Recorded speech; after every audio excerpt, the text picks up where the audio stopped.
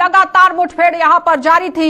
आतंकियों के पास भारी मात्रा में गोला बारूद होने की आशंका भी यहां पर जताई जा रही है। मुकम्मल तरीके से आप देखिए, इस वक्त बड़ी खबर जिला पुलवामा के अंदर से सामने आ रही है, जहां पर सुरक्षा बलों और आतंकियों के बीच मुठभेड़ लगातार वीरवार से ही जारी है। और वीरवार के बाद आप देखिए अभी तक किस तरह से सूरत हाल वहां पर बनते हुए नजर आ रहे हैं, क्योंकि सुरक्षा बलों के घेरे में 5 से 6 आतंकवादी बताए जा रहे हैं। और जिले के हाजिन गांव में वीरवार रात को ये मुठभेड़ जारी हुई थी और आतंकियों के पास भारी मात्रा में गोला बारूद होने की आशंका जताई जा रही है। और पुलवामा मुठभेड़ में एक सेना के जवान के शहीद होने की भी खबर यहां पर सामने आई है। और सुरक्षा बलों ने लगातार वहां पर घेरेबंदी करते हुए 4 से 5 आतंकवादी वहां छिपे होने की आशंका जताई है, जिन पर अब नकेल कसना बहुत जरूरी है, क्योंकि जिले के हाजिन गांव में वीरवार रात से ही लगातार मुठभेड़ वहां पर चल रही थी। लेकिन इस वक्त आप देखिए एक बार फिर से पुलवामा से बड़ी खबर निकलकर सामने आ रही है, जहां पर आतंकी किस तरह से पैर पसारते हुए नजर आ रहे हैं। इससे पहले कुलगाम के अंदर एनकाउंटर होता है, उसके बाद यहां पर पारिमपुरा इलाके के अंदर आतंकवादियों को धर दबोचने की कोशिश भी की गई। और उससे पहले आपने देखा कि आईजी कश्मीर किस तरह से बयानबाजी करते हुए नजर आए कि यहां मुकम्मल तरीके से विदेशी आतंकवादी भी पाए गए हैं, जो यहां पूरी वारदात को अंजाम देने की कोशिश में थे। लेकिन इस वक्त की बड़ी खबर जिला पुलवामा से निकलकर सामने आ रही है, जहां पर आतंकी और सुरक्षा बलों के बीच में लगातार मुठभेड़ जारी है। फिदा हुसैन हमारे संवाददाता हमारे साथ जुड़ चुके हैं। फिदा, क्या कुछ अपडेट है इस वक्त? अगर हम दक्षिण कश्मीर की बात करेंगे, दक्षिण कश्मीर में जहां कुछ दिन पहले शोपियान में मुठभेड़ होती है, उसके बाद कुलगाम में होती है, और आज अगर हम कल की बात करेंगे, कल तकरीबन 12 से 12:30 के आसपास राजपुरा इलाके में सिक्योरिटी फोर्सेस को खबर मिलती है कि इलाके में कुछ मिलिटेंट आर्मी मौजूद है। उसके बाद जब सिक्योरिटी फोर्सेस राजपुरा पहुंचती है तो वहां पर कोऑर्डिनेट सर्च ऑपरेशन जो है वो चलाया गया। उस बीच जिस घर में ये मिलिटेंट मौजूद थे तो उन्होंने फायर खोला। हालांकि रात का वक्त था और रात के वक्त जहाँ कहीं पर होता है तो कहीं ना कहीं उस ऑपरेशन को हाल्ट पर रखा जाता है। और जब सुबह की वो पड़ी तो उसके बाद फोर्सेस ने उस घर को निशाना बनाया और फोर्सेस को निशाना बनाया। जो इंडियन आर्मी का जवान जो है वो घायल हुआ था, घायल स्थिति में अस्पताल ले जाया गया, जहाँ उसका इलाज चला। लेकिन इलाज के बाद हालांकि डॉक्टर ने कोशिश की, लेकिन जहाँ पे इस ऑपरेशन के हवाले से मैं बता दें तो बताया जाता है कि 4 से 5 या 4 के आसपास वहाँ पर मिलिटेंट हो सकते हैं, कमांडर की मौजूद हो सकता है। इस ऑपरेशन में जो हमारे सूत्र बताया गया जो कि 2-2.5 घंटे लग सकते हैं ऑपरेशन को समाप्त होने में। लेकिन किस आतंकी तंजीम से हैं ये लोग? देखिए आशा, अभी संगठन के बारे में कोई जानकारी नहीं प्राप्त हो रही है कि किस संगठन की है, लेकिन संगठन के बारे में तभी पता चलेगा जब ये ऑपरेशन समाप्त होगा। और ऑपरेशन के बाद जब कोई प्रेस वार्ता होगी या कोई और होगा फोर्सेस द्वारा तो कोई न कोई प्रेस रिलीज जारी होगा, उसके बाद ही पता चलेगा। क्योंकि फिदा कल रात से ही एनकाउंटर लगातार जारी है, सुरक्षा बलों और आतंकियों के बीच में मुठभेड़ हो रही है। हाजिन इलाका है, पहले ये समझाइए कि हाजिन इलाके का जिस तरह से सहारा लिया गया है, किस तरह का इलाका है वहां पर?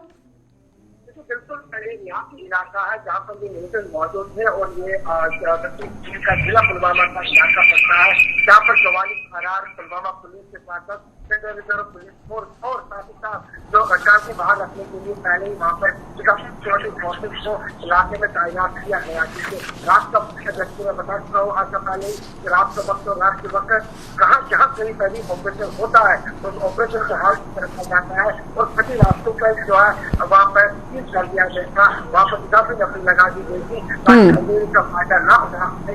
इसलिए जब सुबह की किरण पड़ी और एक बार फिर गोली चलने की आवाज सुनाई दी, लेकिन जो वहाँ पर लोग है, जो स्थानीय लोग है, उसका यही मानना है कि यानी ये मुठभेड़ जो है वो 2 से 2.5 घंटे और चल सकती है। और मुकम्मल तरीके से कितने आतंकवादियों के छिपे होने की संभावना, क्योंकि 4 से 5 तो बताए जा रहे हैं, लेकिन संभावना कितने की? देखिए बिल्कुल आशा, जिस तरह से आपने कहा कि 4 से 5 है, हालांकि कोई अभी तक प्रतिक्रिया जो है वो किसी तरह से जारी नहीं, लेकिन जो सूत्रों के हवाले से है वो यही है कि 4 से 5 हो सकता है। लेकिन ऑपरेशन साफ हो जाएगी तो कितने मिलिटेंट अंदर कुछ घर में मौजूद। क्या लगता है फिदा कि आए दिन जिस तरह से देखा जा रहा है कि जम्मू कश्मीर पुलिस, एसओजी और हमारे सुरक्षा बल लगातार वहां पर डटते हुए नजर आ रहे हैं, एक एक करके आतंकी तंजीमों को खत्म करने की कोशिश की जा रही है, कहीं ना कहीं आतंकियों के अंदर बौखलाहट है, जिसकी वजह से इस तरह से हर दिन यहाँ रणनीति बनाने की कोशिश की जा रही है, लेकिन नाकामी हाथ लग रही है? देखिए आशा, मैं बता दूं कि त्राल घटना कहीं ना कहीं का जो सुरक्षा बल है उन्होंने अपने इस तरह से हमने जो कंट्रोल किया उन्होंने जेसी लाई है और दक्षिण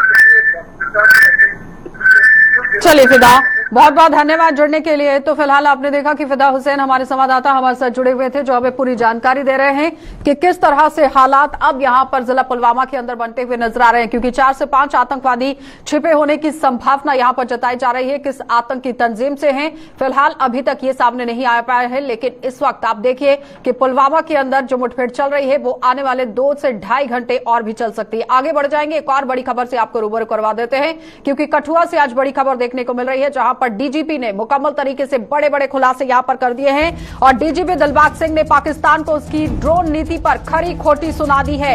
और डीजीपी ने लश्कर तैयबा के आतंकियों को जिम्मेदार ठहराया है।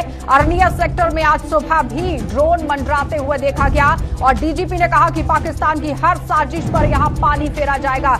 और इस वक्त आप देखिए किस तरह से अब जम्मू कश्मीर पुलिस जो है वो मुस्तैद होती हुई नजर आ रही है। जिस तरह से पहले भी ड्रोन के मामले लगातार सामने आते गए हैं, उस वक्त भी डीजीपी की तरफ से ही यहां बयानबाजी की गई थी कि लश्कर तैयबा की तरफ से इस तरह से घटनाओं को अंजाम देने की कोशिश की जा रही है। लेकिन आज जिला कठुआ के अंदर से डीजीपी दिलबाग सिंह ने पाकिस्तान को उसकी ड्रोन रणनीति पर खरी खोटी सुना दी है और डीजीपी ने लश्कर तैयबा के आतंकवादियों को जिम्मेदार ठहरा दिया है। अरनिया सेक्टर में भी आज सुबह ड्रोन देखे गए हैं, लेकिन अब आप ये समझिए कि मुकम्मल तरीके से जम्मू कश्मीर पुलिस जो है वो किस तरह से मुस्तैद देखी जा रही है। डीजीपी ने साफ शब्दों में कह दिया है कि पाकिस्तान की हर साजिश पर यहां पानी फेरा जाएगा और मुकम्मल तरीके से किसी भी यहां मकसद में कामयाब होने की फिराक में जिस तरह से पाकिस्तान है कामयाब नहीं किया जाएगा। सबसे पहले आपको सुना देते हैं कि आखिर डीजीपी दिलबाग सिंह का क्या कुछ कहना है, देखिए। We haven't reached any conclusive stage so as to say who's actually involved. But now that we have past history of Lashkar using drones to drop weapons, to drop narcotics on this anti-national element, it's being used by terrorists to drop weapons, to drop IDs. Suspicion is that this drone came from across. But second aspect also cannot be ruled out at this point in time. Our suspicion, however, is that it came from. All agencies related with the security business have got together. They've had review meetings and they are reviewing the security of vital installations, vital places, so as to ward off any such kind of attacks. Some additional measures have been taken which cannot be discussed in the media, but some measures have been taken. More measures shall be taken. RDX उसमें पाया गया जो ID मिली है और ये ID fabricated थी to be carried by a drone, जिसको drone के जरिए से ड्रॉप किया जा सके।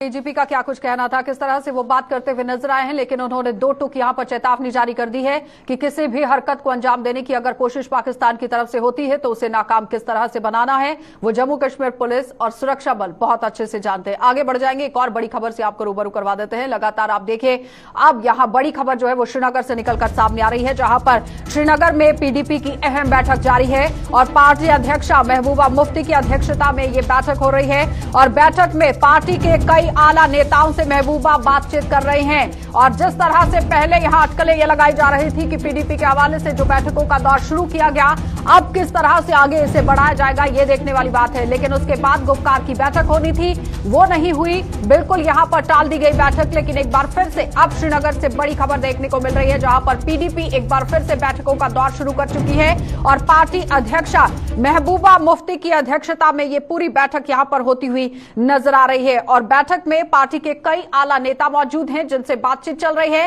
साफ तस्वीरों में भी आप देखिए किस तरह से बैठक यहां पर होती हुई नजर आ रही है और कई नेता इसमें मौजूद हैं। लेकिन अब यह देखना होगा कि पीडीपी पार्टी के अंदर किस तरीके से मंथन जो है वो चल रहा है, आखिर किन किन मुद्दों को लेकर यह बैठक यहां पर जारी कर दी गई। इस पर ज्यादा जानकारी के लिए हमारे सहयोगी सैयद तजम्मुल हमारे साथ जुड़ चुके हैं। तजम्मुल, जरा सबसे पहले यह बताइए कि जो बैठक हो रही है बहुत अहम, किन किन मुद्दों को लेकर बैठक हो रही है?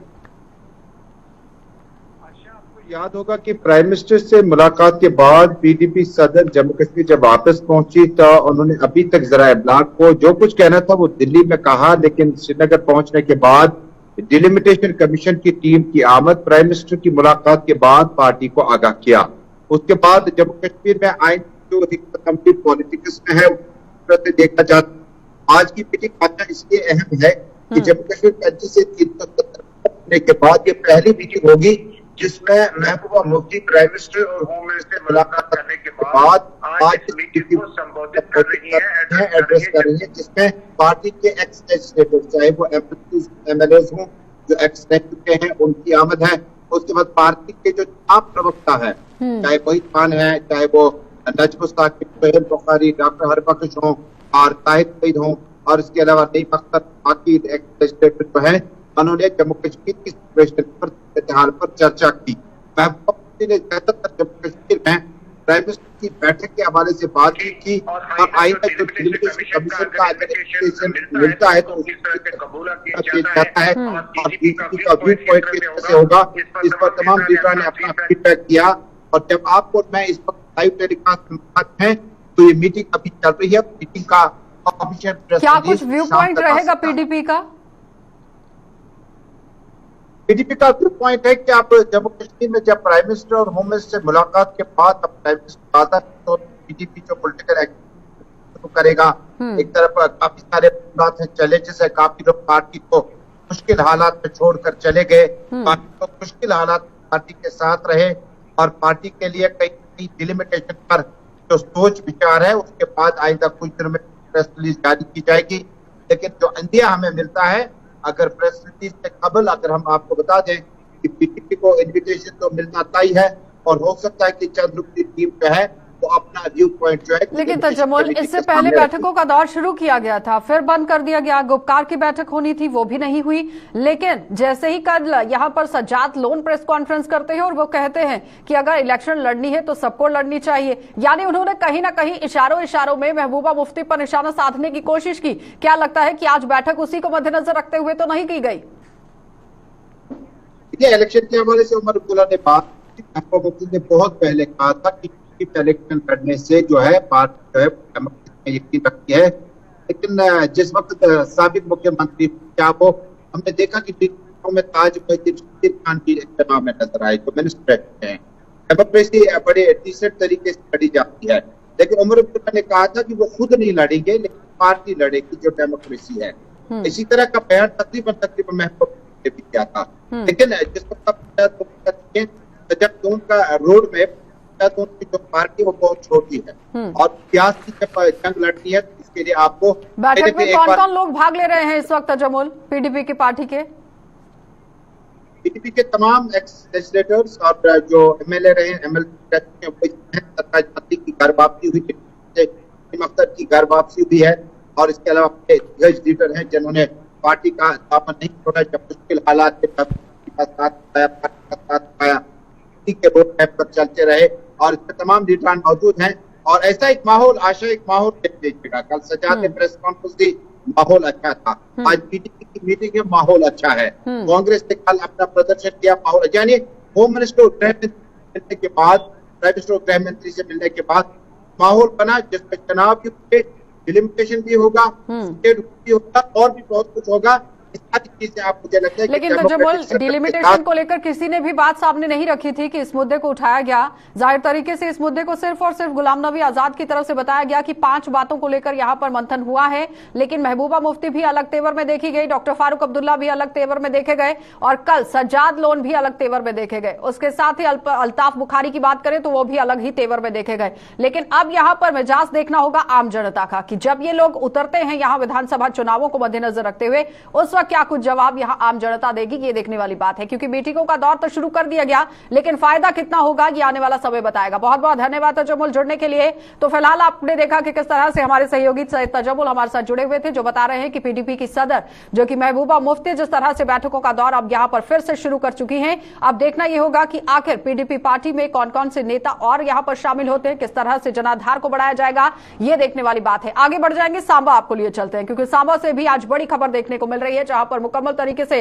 कोरोना के हवाले से ही बड़ी खबर जो है वो निकलकर सामने आ रही है। आप देखिए, सांबा में बुधवार को कोरोना पॉजिटिव मामलों में आप श्रमिक जिस तरह से बात करते हुए नजर आए थे कि श्रमिकों की यहां पर कॉन्टेक्ट ट्रेसिंग हो रही है अब, और सांबा प्रशासन के लिए सरदर्द यहां साबित हो रही है ये संपर्क तलाशना, क्योंकि रामगढ़ तहसील के राड़ी गांव में 21 श्रमिक पाए गए थे यहां पॉजिटिव। और मुकम्मल तरीके से कल से सवाल यहां पर यही उठ रहा था कि आखिर कॉन्टेक्ट ट्रेसिंग किस तरह से होगी, क्योंकि 21 श्रमिक जो ईंट भट्टों के यहाँ पर मुकम्मल तरीके से काम कर रहे थे, भट्टों पर यहाँ काम करने के लिए पहुंचे हुए थे। लेकिन सवालिया निशान प्रशासन पर जरूर लगता हुआ नजर आया था कि बाहर से ये लोग कैसे यहाँ पर पहुंच गए।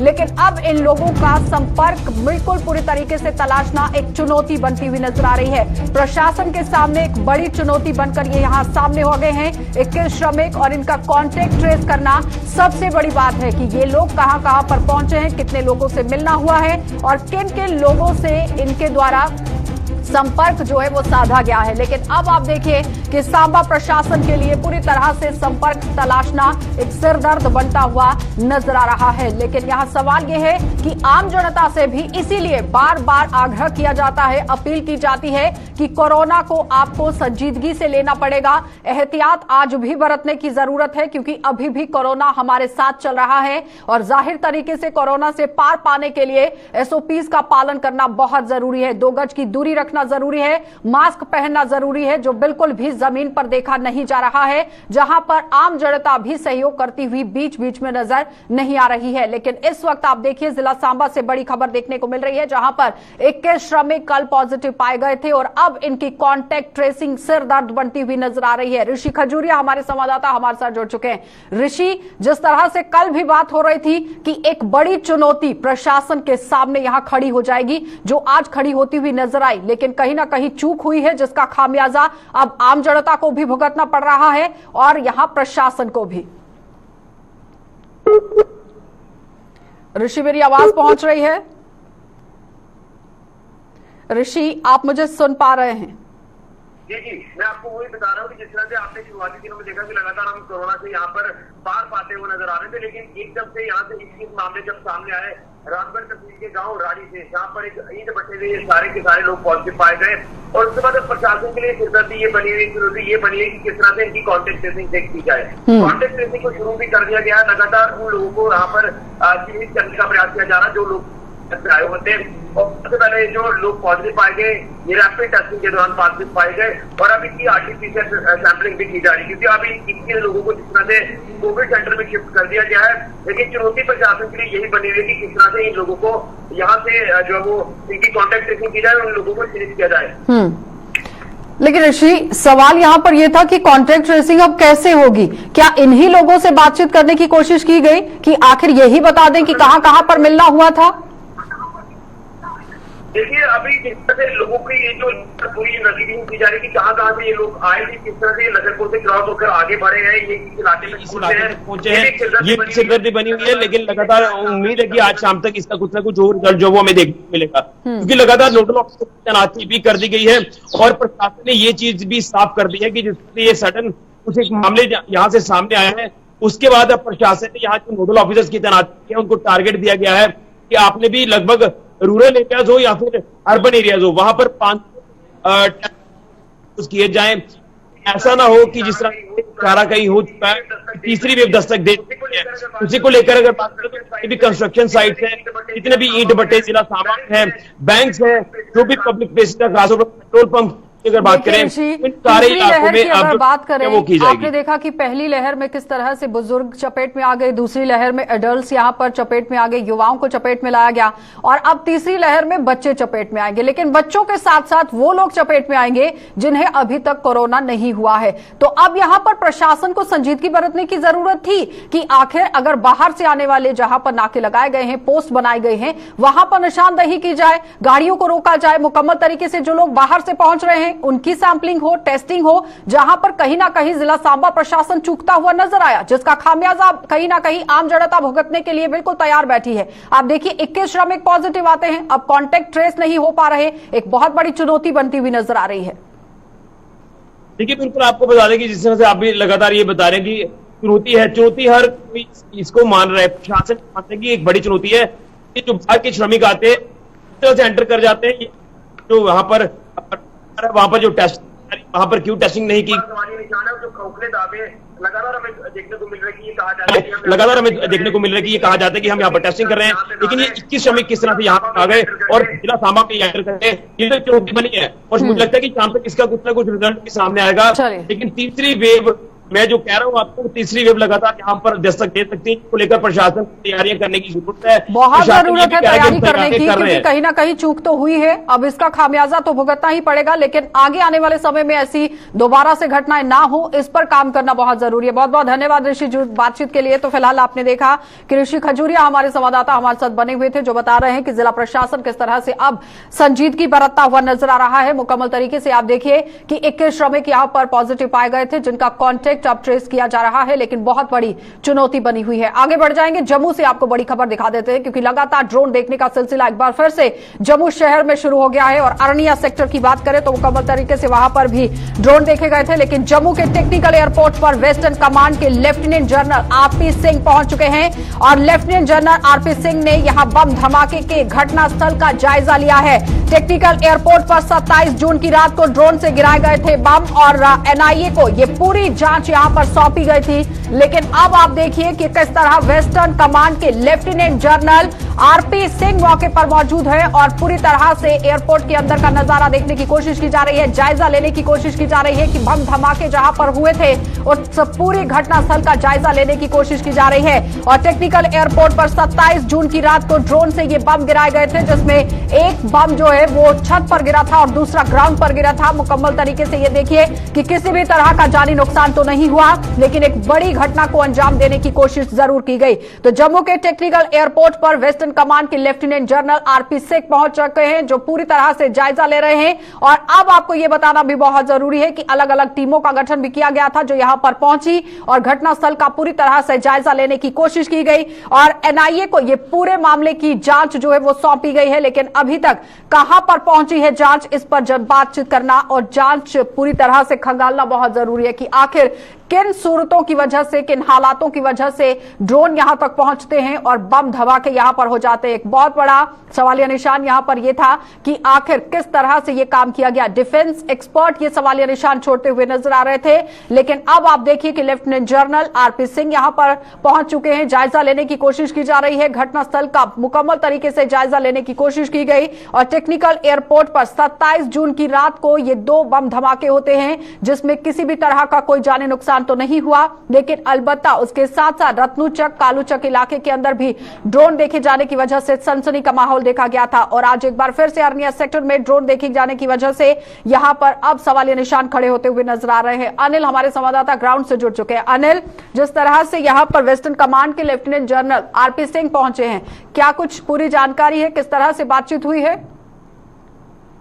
आशीष जी बता दूं कि कुछ देर पहले ही यहाँ पर जो है आरपी सिंह जो है वो वेस्टर्न कमांडेंट को जो बताते चलूं कि लगातार वो दौरा जो है वो चलता हुआ नजर आ रहा है। कहीं ना कहीं अब जम्मू कश्मीर में जिस तरह से आज सुबह भी अन्य क्षेत्र के अंदर जो है ड्रोन की मूवमेंट जो है वो देखी गई है, और बीएसएफ के जवान वहां पर अलर्ट थे। हालांकि जब वो सस्पिशियस मूवमेंट देखी गई तो अंधाधुंध जो है फायरिंग की गई, 15 से 20 राउंड उस पर जो है फायर किए गए। हालांकि वो जम्मू कश्मीर की सरजमीन धरती पर जो है घुसने की कोशिश कर रहा था, और कहीं ना कहीं अब जिस तरह से जम्मू कश्मीर को दहलाने की कोशिश की जा रही है, कुछ देर पहले ही प्रेस कॉन्फ्रेंस के माध्यम से डीजीपी की बात करें दिलबाग सिंह ने, उन्होंने भी स्पष्ट किया है कहीं ना कहीं जो है लश्कर तोयबा का जो है इस पूरे घटनाक्रम के अंदर जो है हाथ हो सकता है। हालांकि इसके बारे में स्पष्ट नहीं किया गया है। हाँ, इतना जरूर कहा है कि कहना कि इस पूरी घटनास्थल के अंदर जो है वो अंजाम देने की कोशिश जरूर कर रहा है। और यह भी कहा जा रहा है कि जिस आतंकी को गिरफ्तार किया गया था, और कुछ दिन पहले की बात करें जो बरिहाल इलाके का रहने वाला 20 वर्षीय उम्र नदीम उसका नाम था, कहीं ना कहीं वो घटनास्थल की बात की जाए तो रिहायशी इलाकों को जो है दहलाने की कोशिश या उसकी फिराक में था। आज लेकिन जिस तरह से यहाँ पर सवाल ये बन रहा है कि आप देखिए आए दिन ड्रोन जो हैं वो किस तरह से देखे जा रहे हैं। आज अरनिया सेक्टर के अंदर चाहे बेशक वहां पर गोलाबारी शुरू कर दी गई, लेकिन उसके बावजूद भी आप देखिए कि पाकिस्तान किस तरह से हरकतों को अंजाम देने की कोशिश कर रहा है। दूसरी तरफ जिस तरह आपने आतंकी को लेकर बात की है, टीआरएफ से ताल्लुक रखता था, पूरे के पूरे तार जो है वो पाकिस्तान में जुड़े हुए थे, वहां से आका जो है वो मुकम्मल तरीके से एक ऑर्डर जो है वो दे रहे थे कि कहां पर आपको आरडीएस पहुंचाना है, और किस तरह से वो बरामद भी हुआ। अब डीजीपी भी कह रहे हैं कि जो आईडी बरामद हुई है उसमें आरडीएक्स भी था। यानी सवालिया निशान यहां पर यह बन रहा है कि लश्कर तैयबा और पाकिस्तान लगातार जो है वो यहां पर गतिविधियां अपनी करने की कोशिश कर रहे हैं, मुकम्मल तरीके से माहौल को बिगाड़ने की कोशिश की जा रही है, कुछ ऐसा। जी, कहीं ना कहीं जम्मू कश्मीर में जो है जिस तरह से भाईचारा कायम है उसी को कहीं ना कहीं जो है माहौल को बिगाड़ने की कोशिश की जा रही है। रिहायशी इलाकों की बात की जाए या भीड़ वाले इलाके जो है उनको दहलाने की कोशिश की जा रही है। क्या ड्रोन का लगातार जो है इस्तेमाल किया जा रहा है, चाहे वो अन्य क्षेत्र हो, चाहे वो कालूचक हो, मीरा साहब हो या तमाम अन्य क्षेत्र के अंदर जो है, या टेक्निकल एयरबेस की बात की जाए तो वहां पर भी इसी तरह का 2 बड़े धमाके जो है जरूर देखे गए हैं। उसी को लेकर जो है पूरा उस मामले पे जो है जांच एनआईए की तरफ से कुछ कहा गया अभी तक? अभी तक तो जो है एनआईए की तरफ से कुछ भी स्पष्ट नहीं किया गया। हालांकि पूरे सुराग को जो है वहां पर जुटाने की कोशिश की जा रही है, खंगालने की कोशिश की जा रही है, आसपास के एरिया को जो है सर्च किया जा रहा है और लगातार लोगों से बातचीत की जा रही है कि कौन लोग, कितने लोग वहां पर रह रहे हैं और कौन किराएदार है और कितने लोगों को जो है ड्रोन्स जो है आए दिन में जो है किराए पे दिए हैं। और 2018 के बात करें तो कितनी मूवमेंट जो है सीज फायर आपने भी देखा होगा कि लगातार कम हो चुका है और आतंकी गतिविधियां जो है जिस तरह से अगर हम बात करें तो पाकिस्तान से जो है घुसने की कोशिश करते थे, हालांकि वो भी बंद हो चुकी थी। अब बीएसएफ के जवान जब वहां पर वो तैनात थे और लगातार जिस तरह से ये जम्मू कश्मीर की सरजमीनी धरती पर जो है घुसने की कोशिश करते थे, वहीं पर बीएसएफ के जवान जो है वहीं पर आतंकियों को बहुत धन्यवाद जुड़ने के लिए। तो फिलहाल आपने देखा कि अनिल हमारे संवाददाता हमारे साथ जुड़े हुए थे जो पूरी जानकारी दे रहे हैं कि किस तरह से पूरे तार खंगालने की कोशिश की जा रही है। लेकिन सवाल यहां पर यह है कि एक से एक बार यहां ड्रोन जो है वो देखने का सिलसिला शुरू हो चुका है। 27 जून की रात को जम्मू के टेक्निकल एयरपोर्ट के अंदर 2 बम धमाके होते हैं, उसके साथ ही रत्नूचक, कालूचक के अंदर